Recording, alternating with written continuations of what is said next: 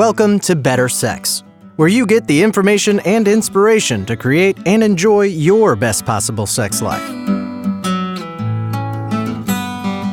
Join your host, sex therapist Jessa Zimmerman, as she brings you expert guests, helpful tips, knowledge, and strategies to improve your intimate relationships.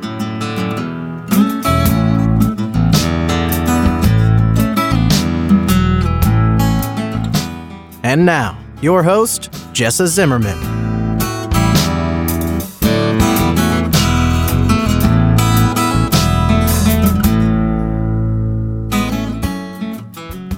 Hey, it's Jessa. Welcome back to the Better Sex Podcast. And I am doing something I have not done before, which is re-releasing a previous episode.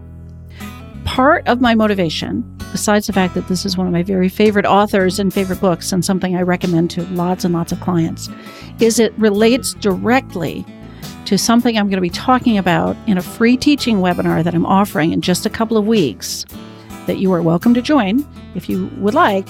The webinar is about desire discrepancy, which is universal in couples and frequently causes tension and conflict and struggle, which relates a little bit to the topic that I talked to with Emily Nagoski, who wrote Come As You Are.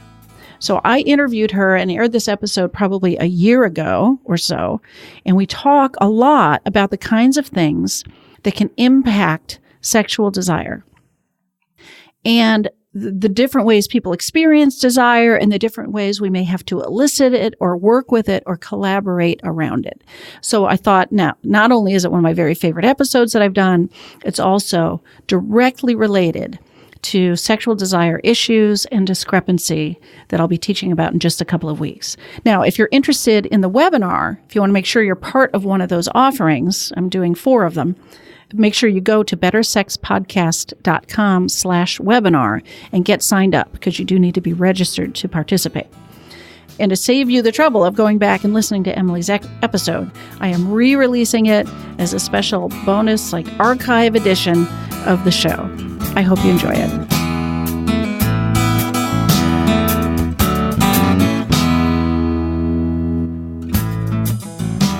Emily, thank you so much for being on the show today. It's my pleasure. Yeah, this is a delight. I recommend your book to tons of my clients. We talk about it a lot, and I'm just thrilled to go to the source, and get to the bottom of some of this stuff. Yeah. Could I ask you first, what's the story behind actually deciding to write the book? Well, I was teaching at Smith College a class called Women's Sexuality. It was the very first day of the semester. I was teaching the anatomy class, which is what I always teach the first day. Yeah. And a student raised her hand and said, Emily, could you tell us the evolutionary origin of the hymen? And I had been a sex educator for 15 years already by that point. And I had never even wondered what the evolutionary origin of the hymen was. I'm sitting here thinking, I've never asked that question. I answered it. Much less had to find out the answer. Yeah. So I was like, this is not going to be an ordinary semester. This is going to be... Yeah. So it was not an ordinary semester. We kicked each other's asses. Those students. Wow. I gave them all the science I could find. They pushed me really hard. And at the end of this really challenging semester, the last question on the final exam, I decided would be, what was one important thing you learned? Just tell me any one important thing you learned. And you get the 2 points, which is really important. Right. Just take the question seriously. And I thought they were going to say, the evolutionary biology or attachment theory or responsive desire. But no. I had 187 students in that class, and more than half of them just wrote something like, I learned I'm normal. Oh, wow. I'm normal. Just because I'm different from other women doesn't mean there's anything wrong with me. Yeah. And I don't know if you've ever graded final exams, but it's not usually like this. I was sitting in my office grading with tears in my eyes. Wow. Feeling like something really important had just happened in that class that helped my students access a feeling that, as they said, I can now live my life with confidence and joy. Yeah.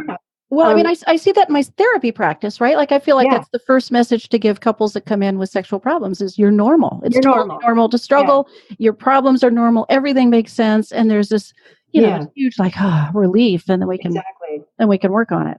So that was the moment that I decided to write Come As You Are. A mere 4.5 years later, there it was. Yeah. Out there in the world. Right. A long gestation, but right. So could you start sort of on that note, talk about this idea that we have all the same parts just arranged differently. I love the way you put that. Yeah, it starts from the most literal anatomical organization. Everyone's body is made of the same parts as everyone else's. They're just organized in different ways. And that includes the sort of, if you're born with the package of genitals that makes everybody around you go, it's a boy. That's one sort of standard organization. And there's the other organization that on the day you're born, everyone around you goes, it's a girl. And that's another standard organization, but it's all the same parts. So if you look at the next time you get up close and personal with a scrotum, for example, you'll see that there's a seam that goes down the center. It's called the scrotal raphe.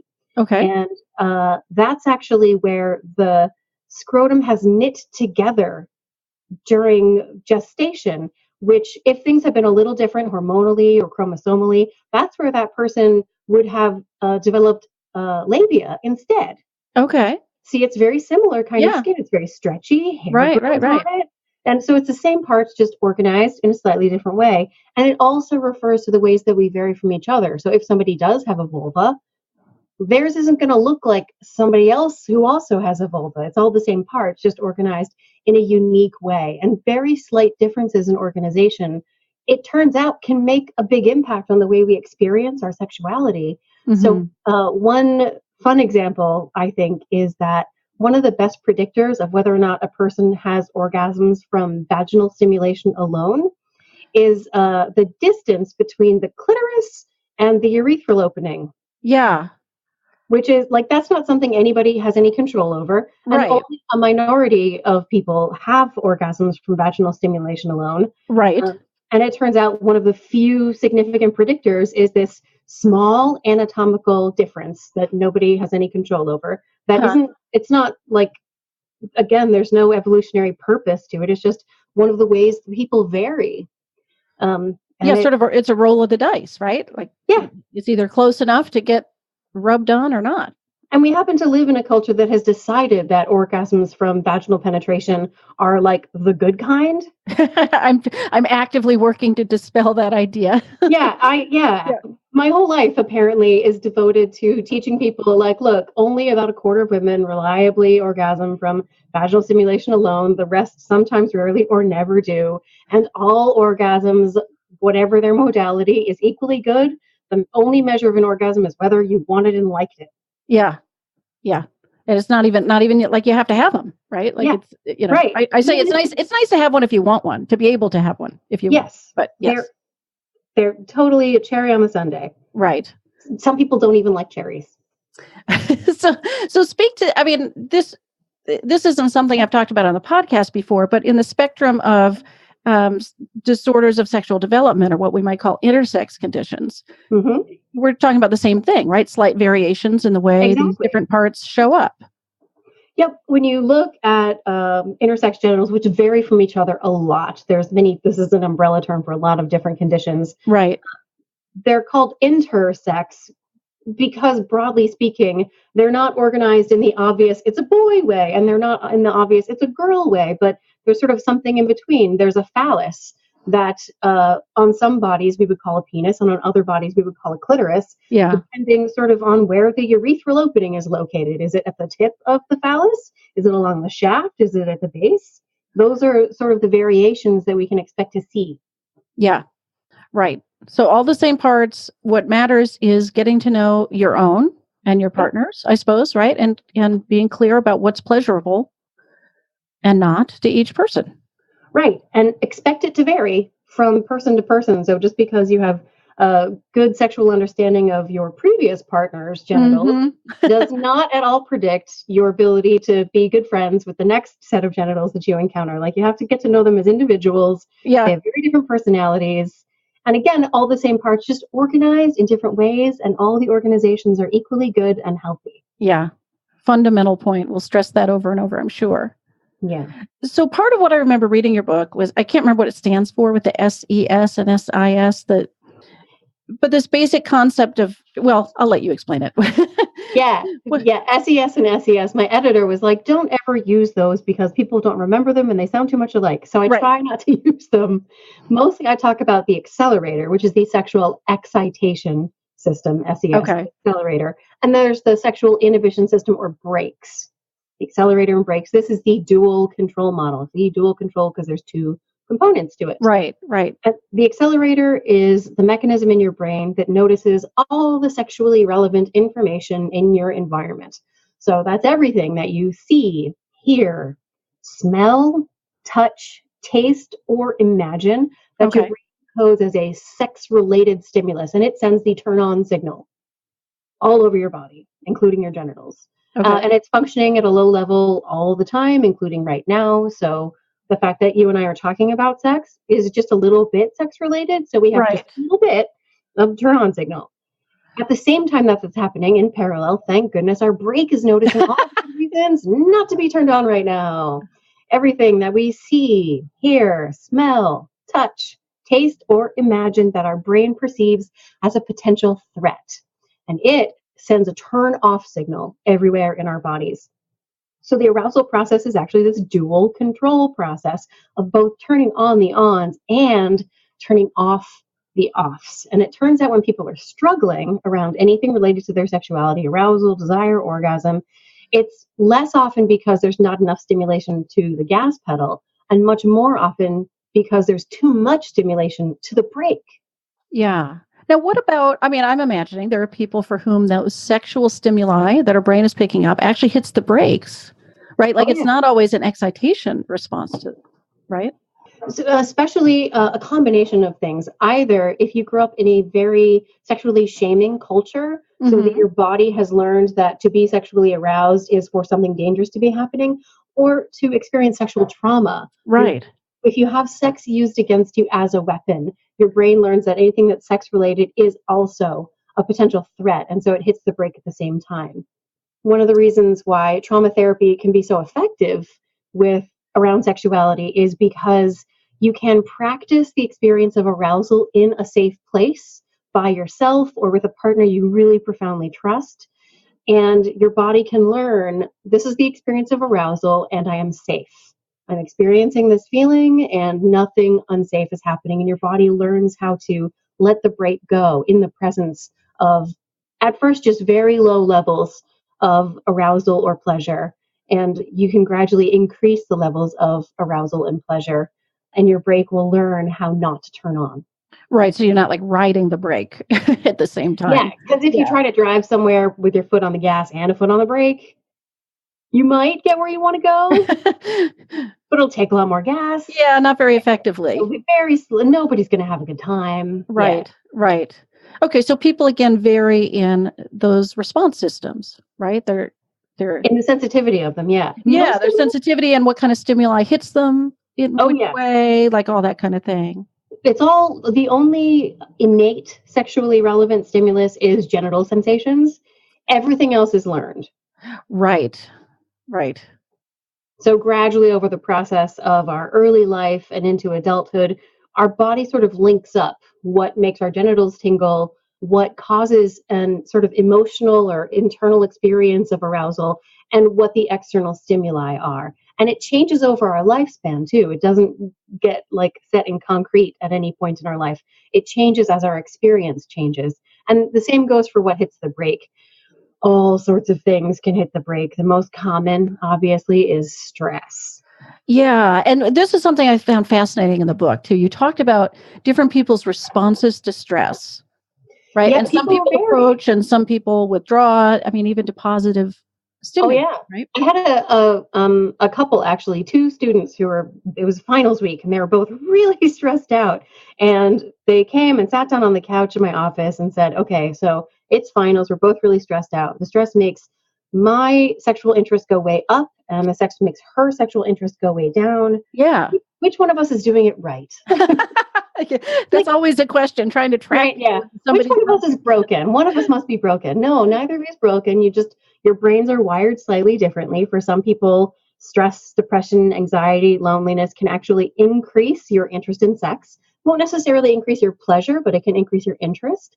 And for other people, it can really slow things down and decrease interest. For some people, it has no effect. But for a lot of people, the majority, it really slows things down or turns things off. Yeah. Okay. But some people activated like that, it's like approach things. Yes. Yeah. Especially if you either have a really sensitive accelerator. So if you're the kind of person who like the least little thing can make you go, oh, then you might be a person who, when you're stressed out, becomes more interested in sex. Basically, it's your brain wanting to use the pleasure and release of sex as a way to manage the negative affect, the stress, depression, anxiety, loneliness, repressed rage, whatever it is, we've all got it. Right. And sometimes it's if you have a particularly not sensitive break that your brain tries to use the pleasure, the distraction, the release, the relaxation of sex to cope with the negative feelings. Yeah. So I'm getting a little out of order in terms of what I was thinking about asking you, but it raises a question in my mind about what in the world do people do when they're mismatched on this, right? We've got somebody who easily has access to their accelerator and they're partnered with somebody that really struggles with a high sensitive break. They negotiate. That was 10 years ago, and that couple bought a house last year and are adopting a child now. So, You mean that couple in your book? Yeah, that specific couple that came to my office when they were students. They're still together all these years later. I didn't realize they were in a relationship sitting on your couch. I thought they were talking about their respective partners. Okay. No, they together as a couple were experiencing these very different ways of experiencing sexuality. Yeah. But they shared what couples do share. If they have we know from the research that couples who sustain a strong sexual connection over multiple decades have two things in common, and neither of them is like a really constant desire to put their tongues in each other's mouths. Like desire is not part of the equation. What matters is that they have a strong friendship at the foundation of their relationship, which this pair totally had going for them. They had a great deal of respect for each other. Mm-hmm. They admired each other a lot, and they had a spectacular sense of humor about this stuff. Yeah. So they could literally laugh as they were asking which one of us is doing this wrong. Right. Like they sort of knew that, so they weren't too judgmental, and they hadn't like diagnosed one or the other as being the broken one, which I'm saying a lot. I do. And the second thing these couples have in common to sustain a strong sexual connection over multiple decades is that they prioritize sex. They decide that it matters. So in a couple where there's a differential, the partner who has lower interest might not be like, oh boy, can't wait to do it, but like loves and respects their partner, really knows that their partner wants to have sex and wants their partner to be happy, likes the sex that they have when they have it. Right. And so is perfectly happy to be like, yeah, all right, let's have sex tonight. In the same way that if your partner was like, I'm really in the mood for pot roast tonight. And you could be like, I hadn't been planning on that, but sure, we can make that happen. Yeah. Well, that certainly opens up the whole conversation about responsive desire, which, I'm always teaching people because they look at me kind of googly eyed, like, what? That's real. I mean, it's okay. And, how to accommodate that. Right. So could you define that for the listeners first? Sure. Absolutely. So when people think of sexual desire, they usually think of it as being this spontaneous desire. So you're just walking down the street or you're having lunch and just suddenly out of the blue, you would like to have some sex. Well, your accelerator got hit, right? I saw it's something. Like something or other happens. It's called spontaneous desire. It feels like it comes out of the blue. Mm-hmm. It emerges sort of in anticipation of pleasure. We're like just a little bit of stimulation and you're like ready to go. Right. And that is one of the normal healthy ways to experience sexual desire. But there's this other way called responsive desire, where spontaneous desire emerges in anticipation of pleasure. Mm-hmm. Responsive desire emerges in response to pleasure, which means that the pleasure comes first and you allow the desire to emerge in response to the pleasure. Yeah. So this is in a couple that's established for many years. This often shows up as scheduled sex, date sex. Where, you get the childcare organized, you throw the last of the dishes in the dishwasher, you tromp upstairs. It's Saturday at 3:00, you, me, and the red underwear because you said you were going to. You put your body in the bed, you let your skin touch your partner's skin, and your body remembers, oh, right, I like this person. I like this. And it doesn't matter that like 5 minutes before you got in bed, all you were thinking about was the dishes and the laundry and childcare.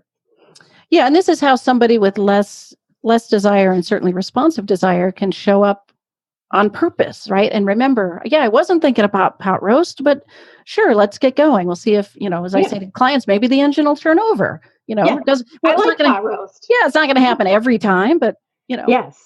Yeah, there are times when you show up. One of the stories I tell about me. I travel a lot for work because I do a lot of teaching. And man, if we didn't schedule sex, it would basically never happen. And it doesn't always. Just because we scheduled a thing doesn't mean sex is what's going to happen. Sometimes, this one time in particular, you get there, I show up, and I just burst into tears and then fall asleep. My husband's so patient, so kind. Yeah. I'm sure there was a part of him that was like, and we're not having sex today. Right. But he was just so gentle and caring and attuned to me in that moment that even though nothing happened then, it set the stage for things happening later because I felt so cared for and loved and seen and held. And right. Well, you've got that friendship thing going on that you talked about. Absolutely. Yeah, we like and admire each other. Yeah. Yeah. I mean, the way I put it with my clients is to schedule the opportunity for sex. Yep. Not for sex itself. So that responsive desire requires opportunity, and you start. It's a maybe. Let's see what happens. And and you both have to be okay if it doesn't. And I'm increasingly hearing from couples where things can really go wrong is when you get there and there's too much of an expectation about what's going to happen next. Right. That expectation, that sense of obligation, the performance dread can just shut everything down. You have to be genuinely open to whatever happens. Yeah. And both people do, right? You can't, you have both need to share that understanding that, and really, it was interesting. I interviewed Beverly Whipple recently, and she was talking about a model she has. So many people have a staircase model of sex. Mm-hmm, right? Mm-hmm. Start with, kiss and take the clothes off, and you're gradually moving up towards, penetrative sex and orgasm or something, as if everybody's heterosexual. And she likes the circle model, which this was just different language than something I'd talked about, right? But where everything's on a circle and there's no hierarchy. So showing up, fooling around a little bit, kissing, touching, that's just as good as intercourse. Yeah. So unless you are carrying around this cultural script that there is one thing that counts as sex and nothing else is good enough, particularly if you feel like your partner not wanting to do whatever the thing is that you consider to be sex is not just a rejection of that one specific behavior, but a rejection of you. Right. Like your whole personhood and your relationship. Like people tie their identity to I know. behaviors. And as I try to explain to people, as I take that apart in the therapy office, right? It's like, if you start making sex about proof that you're desirable, that's not very engaging sex, or it's not very sexy. So it's a trap for people, I know. It absolutely opens the door to people faking it. Yeah. Yeah, that too. Like if you need me to prove that you are lovable, then okay, let's do this. And there, do you feel lovable now? Hooray. Right, and you can't do that for too long. I mean, no, it leads to very bad things. Right, it does.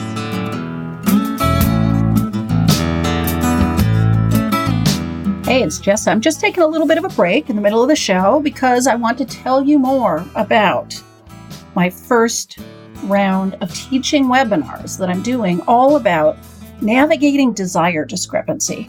So this is almost universal in the clients that I work with. They're struggling with the fact that one of them wants more sex than the other. And of course, the reality is that is always true, and you don't always have to struggle with it, but it's really, really common.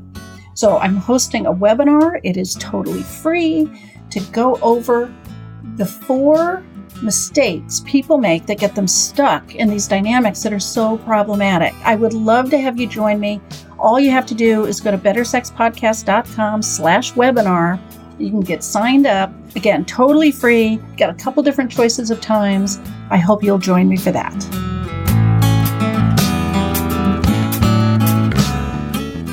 Do you have tips, or I know this is everybody's different, right? But what do people do that have maybe really sensitive brakes? I mean, they're not broken, but is there any way to retune the car a little bit to access more of their desire? When people's breaks are really sensitive, that is the sort of sexual response profile that is the most challenging. Those folks have the most difficulty with arousal, desire, orgasm. I have found that they're most successful when they really embrace the idea that their break is sensitive and think really systematically about what hits their break and what can they do to get rid of the stuff that hits their break. Some of those things are going to be easy. Cold feet is one. Like, Right. put on some socks, Right. grit on the sheets, change those sheets. Afraid somebody's going to walk in, lock the door. Like, Yeah. I see people worried and feeling like these things shouldn't hit their break. They shouldn't be worried. You know what? It's not about that. Yeah. It does. So you do a simple, easy thing, and that frees up your break a little. A slightly more complicated version. I met a woman who she thought through like what context really worked for her, where she and her partner had great sex. And it was this one specific vacation house that they visited was just the best. And she was like, why? Why this one? And it turns out it's because it's a very old house where the bed is built into the wall. So there was no squeaking sound, and they had multiple small children. So they literally are building a new house, and they designed it to have the bed built into the wall. To say that's a little bit of an excessive Like solution, but but you know what? If you know that that's a factor, yeah, and you have the opportunity, another couple literally redesigned their bathroom because they realized that it was the garden bathtubs at the bed and breakfast where they stayed on vacation that really did it. That really like opened up the sense of connection because they could take these baths together in this really large tub, and it built a connection that they both felt good about. And it actually became like the planning of it, choosing tile and stuff. I've never had to do a bathroom, so I don't know the details, but that felt like their foreplay because they were thinking about how they were building intimacy in their relationship. Yeah. And of course, the message that's so important here is the breaks aren't broken. It's not about retuning those. It's about working. I mean, if both working with the context. Yeah. And if both people really understand that and work together to, improve the environment and the context, that'll make a difference. And there are some things that are more difficult. Trauma is a longer term fix usually. Yeah. That's not just, you can't just change your socks and everything's going to be okay. Right. But trauma does heal as long as you give it the time and space that it needs. Yeah. Sexual shame, same thing. Body self-criticism is another almost universal one. Yeah. Where people feel like until their body conforms with some specific culturally constructed aspirational beauty ideal, they're not allowed to have pleasure, that they don't deserve access to all the pleasure that their body can provide. And that's totally not true. And one of the big things that I spend a lot of time talking about now is body image and coming to embrace your body precisely as it is today, and granting yourself permission to experience pleasure in this body right now. Do you have some tips that you could share along those lines? Because I know, again, easier said than done, and it wasn't even that easy to say. So there are several evidence-based strategies for developing a better relationship with your own body, for reducing body self-criticism. One of them is the mirror activity that I recommend all the time, which is you stand in front of a mirror naked, or as close to naked as you can tolerate, and you write down everything you see that you like. And the first thing that happens, obviously, is your brain fills with all the noise and clutter of the stuff that your culture has taught you to believe is not okay about your body. That's fine. Yeah. Just set those thoughts aside you can have them literally any other time. Right now, you're just going to write down the things that you like, even if it's your eyelashes, if it is your kneecaps, if it is your soul, because you see that in your eyes, whatever you see that you like, and then do it again the next day. And then do it again the day after that, and then do it again the day after that. And it will gradually build up your immunity to those cultural messages that tell you that those parts of your body and the shape of your body is not totally okay and beautiful exactly the way it is. That's one.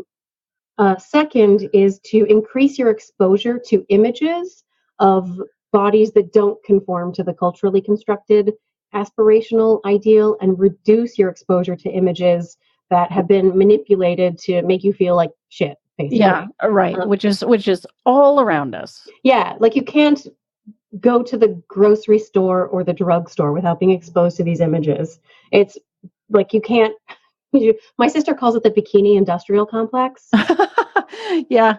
Just like, you can't walk out the door, you can't put clothes on, you can't take clothes off without being forced to think about the shape and size of your body and whether or not it's acceptable. Right. So the more you can do to diminish your exposure to images that make you feel bad and increase your exposure to images that diversify your idea of what a beautiful body looks like, the more that changes your internalization of whether or not your body is okay. And Your would you integrated just food is great. Google diverse body types, or where do people find those? I can actually point you to one specific reference. Oh, Jess okay. Baker, the militant baker, on her website has a list of body positive Instagram feeds and other websites of very diverse bodies that are tremendously celebratory of all the Okay. diversity. And at first, it's going to feel different. Lindy West says, look at pictures of fat bodies until you don't feel uncomfortable anymore. Yeah. Just keep looking at diversity. It will feel really uncomfortable at first, and it will gradually begin to feel completely normal and natural to celebrate every body, no matter what. I will put that link in the show notes too, so people can Great. get that. Yeah. I interrupted you. Is there one more tip in there? The third one is at the same time that you're beginning to notice the beautiful things about your body and to increase your exposure to bodies that are more diverse, also tune into your body's needs. So when we're born, on the day we're born, most of us are lucky enough to be born surrounded by adults who are delighted to see us, Mm-hmm. who just love every roll and wrinkle and hair on our tiny little bodies. And no matter what, on that day, we are held as beautiful and perfect. And that tiny little body is full of needs. And it is the job of the adults around us to meet those needs and gradually teach us. When we scream, when we have this uncomfortable experience, they come and they talk to us and say, oh, what's the matter, honey? Are you hungry? Are you lonely? Are you cold? Oh, you were hungry? So we learn that that internal experience means that we were hungry. Mm-hmm. We learn that a different experience means that we were lonely, right? Yeah. And nothing has changed from that very first day. Nothing has changed in the fundamental, profound lovability and beauty of our bodies. Every single part of that is equally true. Mm-hmm. And the needs of our bodies are the same. It is giving us these signals, telling us what it needs. And a lot of us, especially women, walk around sort of from the neck up, shutting out the signals of our bodies, tuning in just to whether or not it conforms to an ideal. If our body isn't the right shape, we're not interested in what it has to say to us. So the more we can gently tune our attention into, especially the parts of our bodies that we feel most critical of, let them tell us oh, honey, what do you need? Hmm. And listen in an affectionate way that we would turn toward any child in need as our best selves. The more we can build a relationship with our bodies that isn't adversarial, that is actually. I was going to say, it's like we're at war with our bodies, really. Yeah. Yeah. The bikini at least a Cold War has tried to convince us that our bodies are the enemies, that our bodies are what's wrong, when in fact it is that all those messages that are the enemies. Right. Whispering to us and trying to convince us that they're our friend. Yeah.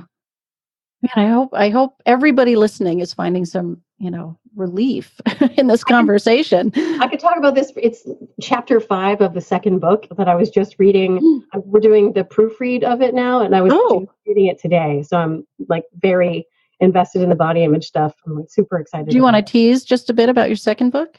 Oh, sure. I'll tease way more than this. It's called Burnout: The Secret to Unlocking the Stress Cycle. It's for women who feel overwhelmed and exhausted by everything they have to do and yet still worry that they're not doing enough. Right.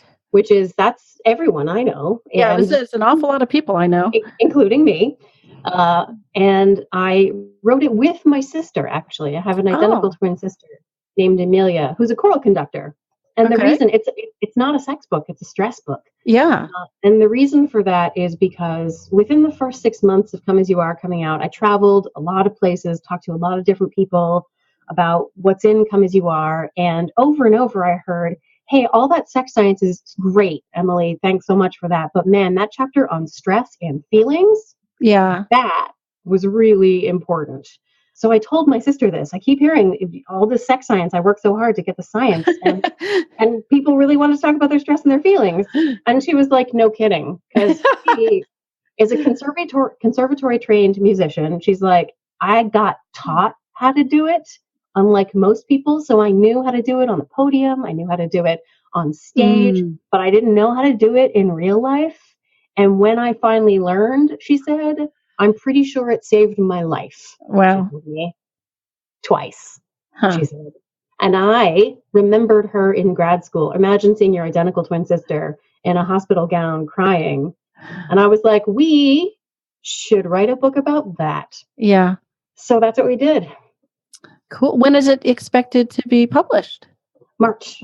Oh, okay. So that's less than 6 months, right? That's available for pre-order. Yeah, right. Exactly. And there's a whole chapter. Chapter 5 is about body image. Okay. Chapter 1 is completing the cycle, which if you remember from Come As You Are, in chapter 4, when I'm talking about emotional context, I talk about stress. Yeah. Stress response cycle. That's chapter 1 right there. Because people were like, completing the cycle. Oh my God. Yeah. Yeah. Wonderful. Is there anything else I didn't ask you about Come As You Are that I should have, that you want to talk about? Can I just talk quickly about context? Yes. I will skip, I want to talk about the nucleus accumbens and the nerdy brain science, but the most important thing turns out to be this idea that, so if you imagine tickling is not everybody's favorite, I know, but you can at least hypothetically imagine a situation where you're already in a fun, flirty, playful, sexy kind of state of mind, and your certain special someone tickles you, and that can feel good and lead to other things. Mm-hmm. But if the exact same certain special someone tries to tickle you when you're pissed off at them, yeah, you want to punch them in the face. And the weird thing about that, it's exactly the same sensation, but the perception is the opposite because your brain actually changes how it interprets a sensation depending on the emotional context. Like, what is your brain chemistry in that moment? It changes how it interprets the sensation coming in from your peripheral nervous system. So very often people get asked, I need to, I don't know what turns my partner on. I try one thing and they like it. And the next time I try that exact same thing and they don't like it. Right. And they think their partner's crazy or sending mixed signals. Yeah. No, the context was totally different. It's not about touch me here because that hits my accelerator. Don't touch me there because it hits my brake. It's about creating a context that allows your brain to interpret as much of the world as possible as a safe, sexy, pleasurable place where you can trust your partner to touch you in almost any way and expect that it's going to lead good places. Yeah, that's a crucial concept. I'm glad you remembered to bring it up because I hadn't asked. Because you're right, I hear that from people all the time. They look bewildered that they can't figure out their partner, and of course, the one who's shifted in their response, it's often clear to them. Like, I was mad at you, or I was I was in the middle of stuff, or whatever it is, But there's this myth that it should be just turn the dial and hit the switch. Like as if it's a mechanical, physical touch thing, as opposed to the other subtleties of our. Yeah, this very complex neurological phenomenon that happens where the experience of pleasure emerges from the complete mix of all the different emotions that are happening in your body simultaneously. Yeah. That's why setting the stage is important, because it shifts the context. It shifts your emotional brain state into one that is receptive to affection and pleasure. Yeah. Wonderful. So where can people learn more about you or follow you or, hear about your book when it's released? These days, I'm mostly on Instagram because it is the one that exposes me to the least news. Okay. I'm just Nagoski on Instagram. Also on Twitter, I'm Emily Nagoski, but I'm there less often. Okay. My website is emilynagoski.com, and there's a map and a calendar of when I'm doing public events. Okay, great. I'll put all that stuff on the show notes too, so people can easily access it. Well, thank you so much for taking the time to do this. It was a pleasure to talk to you. Can I? Oh, one more. I'm sorry. Oh, yeah. Go ahead. I wanted to mention, because you are a therapist and you do this work, in August next year, there's going to be a Come As You Are workbook. Oh. that I'm currently working on. It's all worksheets and very like practical. How do I apply that? That's all very well with the science, Emily, but what do I do with it? Yeah. So it's intended to be a very practical guide, and I'm almost done with it, and I expect it to come out next August. Wonderful. Okay, I'll make sure to follow you on Instagram so I see the alerts once you've published it. So wonderful. Thanks so much. My pleasure.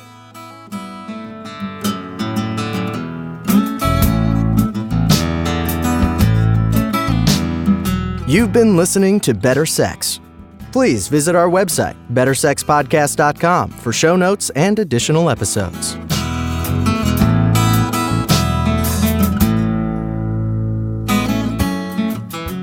And that's a wrap for today. I really hope you enjoyed the episode. If you are enjoying the podcast, if some of this material resonates with you and you would like to make a difference and make sure that this keeps coming out in the world once a week, ongoing, there are a couple things you could do to show your appreciation. The first would be to go to iTunes and rate and review the show. That really helps us be found by new listeners when you review the show on iTunes. You can find a link at bettersexpodcast.com/iTunes. The other thing I want to invite you to consider is becoming a Patreon. For a small monthly pledge, you get some benefits. So for $2 a month, you get advance access to every single episode. For $5 a month, you get a chapter of my upcoming new book. And for $10 a month, I host quarterly get-to-know-you and question and answer chats over the web, and you get invited to that. I would love to have your membership in that, become part of the Better Sex family. You can find a link at bettersexpodcast.com/Patreon, which is Patreon. Again, thanks for listening. I'm glad you're here. Feel free to comment, ask questions, get in touch. I'd love to hear from listeners. Thanks.